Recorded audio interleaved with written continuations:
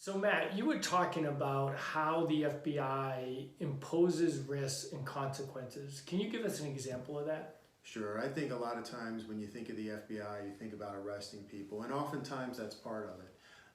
You often hear, well, some of the nation state actors, you may or may not be able to ever actually arrest those individuals, and is it really worth it to go through the effort? And I would argue it is for a couple of reasons. One, we do actually, in the FBI, have the opportunity to physically arrest those individuals and send them to jail, and that sends a serious message. It also sends a message to those that would operate in that space that maybe doing that for a living isn't a good idea. In addition, other kinds of imposition of risk and consequences might be sanctions on entities engaged in it.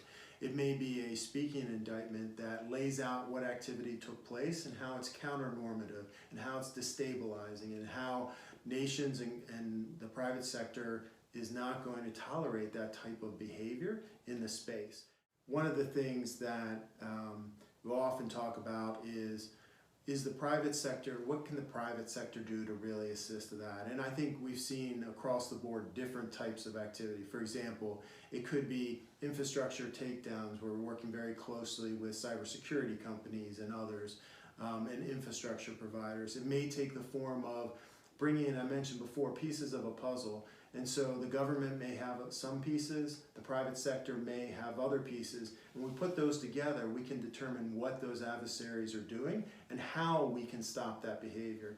Now, that's great. Now, in some of those indictments that we've all seen the Department of Justice announce, is the private sector involved with providing information in those? Absolutely, both in terms of some of the private sector victims that the activities being charged were the victims in those cases, but also many times the private sector is coming to the FBI confidentially to provide information, tipping and queuing as to where that activity is taking place, things that individuals are seeing, and I would encourage everyone to do that. Call law enforcement. You don't need to call the FBI, call the United States Secret Service.